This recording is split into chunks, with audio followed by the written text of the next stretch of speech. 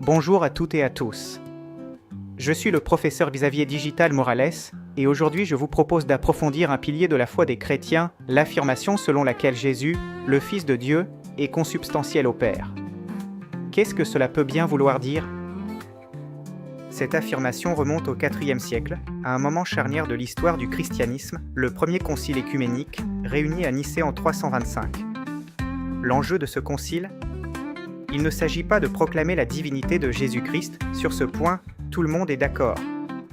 Il ne s'agit pas non plus de proclamer l'unité absolue entre Dieu et Jésus-Christ, contre ceux qui affirment qu'il y a trois existences séparées dans la Trinité, ce n'est pas encore le moment. Il s'agit, en réalité, de comprendre en quel sens les chrétiens confessent que Jésus, qui est né de Marie de Nazareth, a été engendré de Dieu. Si Jésus, comme Fils de Dieu, préexiste à sa naissance comme être humain, a-t-il été engendré comme Fils avant la création du monde, et en vue de cette création, ou bien coexiste-t-il éternellement avec Dieu son Père ? Le Concile répond par un mot qui deviendra célèbre, consubstantiel. Consubstantiel signifie, littéralement, de la même substance. Je voudrais souligner que le Concile ne dit pas encore, que le Père et le Fils sont une seule substance. Il dit que le Fils est de même substance que le Père. Ce n'est pas une définition sur ce qu'est la substance divine, mais sur le mode d'origine du Fils. Et qu'est-ce que cela veut dire, avoir la même substance ? Écartons tout d'abord l'idée saugrenue selon laquelle Dieu serait un tout dont on pourrait couper une portion. Dire que le Fils de Dieu a été engendré de la substance de son Père signifie d'abord que le Fils unique de Dieu est issu de Dieu lui-même, et non d'autre chose que Dieu, comme c'est le cas des créatures issues du néant.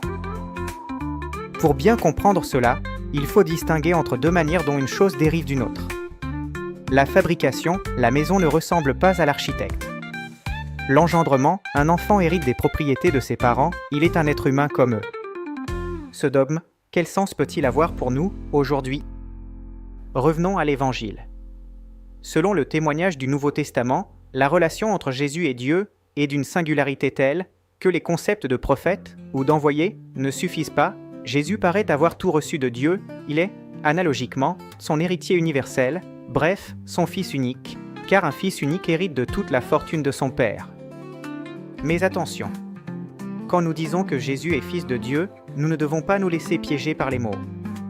Dieu n'est pas un Père au sens biologique où quelque chose de lui s'épancherait comme du sperme. Il est Père au sens où il a remis à Jésus tout ce qu'il est et tout ce qu'il a, au point de ne faire qu'un avec lui. Bref, Dieu a identifié Jésus comme son Fils.